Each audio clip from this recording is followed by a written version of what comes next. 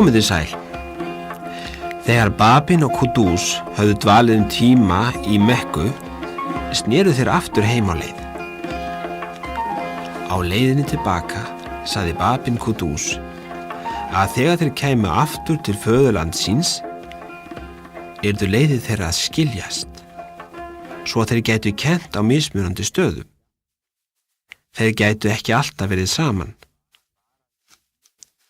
Hann varaði Kúdús við því að fólk yrði mjög vont við hann. Það myndi ekki hlusta á hann. Og að lokum dræpi það hann. Babin lofaði því hins vegar að Kúdús yrði aðnjótandi mikillar hamingju, því hann myndi deyja fyrir málstað Guðs. Hann lofaði því einnig að áður en Kúdús dæi, myndi honum hlotnast mikil blessun. Hann myndi hitta næsta boðbera Guðs. Kúdús hlýtur hafa orðið mjög glaður þegar honum var gefið þetta loforð. Hann óttaðist ekki það sem fólki kynni að gera honum. Allir bókstafir hins lifanda og aðrir sem elskuðu Babin voru mjög hugrækir vegna þess að þeir þekktu hinn mikla leyndardóm Babin og kennaran sem átt að koma.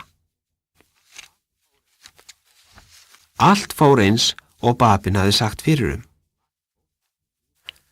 Margt fólk trúði ekki á boðskapinn og var mjög vont.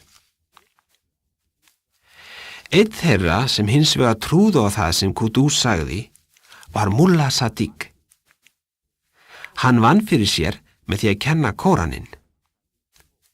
Hvert sem Sadiq fór, sagði hann frá nýja kennaranum eða spámanninum sem Guð hafði sendt. Að lokum ákváðu þeir sem vildu ekki hlusta á hann að það yrði að stöðva hann. Svo þeir handtóku hann og skipuðu svo fyrir að hann skyldi húðstrýkja með 1000 vandarhöggum.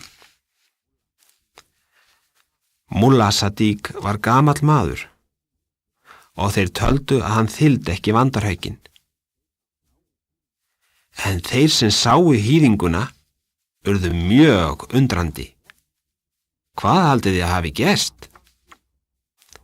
Allan tíman á meðan á hýðingunni stóð og blóðið lak úr sárunum, var Mulla Sadiq hinn rólegasti.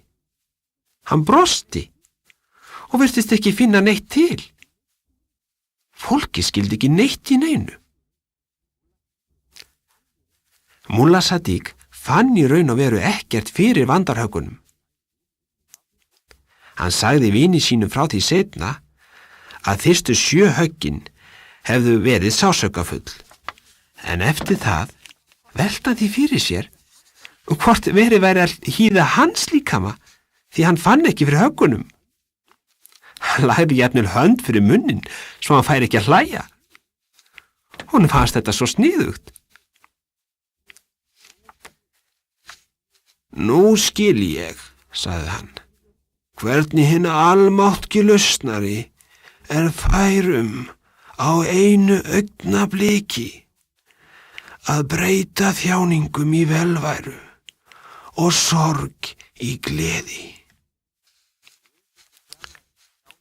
Guð getur fjarlægt þjáningar okkar og gert okkur hamingjusöm ef við snúum okkur til hans og treystum honum, eins og Mulla Sadiq gerði. Og Mulla Sadiq var ekki sá eini sem naut þess svo mikið að þjóna Babnum að honum stóð á sama þó að fólki væri vont við hann. Fólkið skildi ekkert í því að fylgjendur Babsins væri ekki hræddir við þær hræðilegu pyntingar sem þeir urðu að þola. En við vitum hins vegar ástæðuna. Þeir voru vissir að Guð væri alltaf með þeim og að ekkert gæti komið fyrir þá, nema hann vildi það. Þeir voru mjög hamingjusamir, vegna þess að þeir elskuðu Babin svo innilega.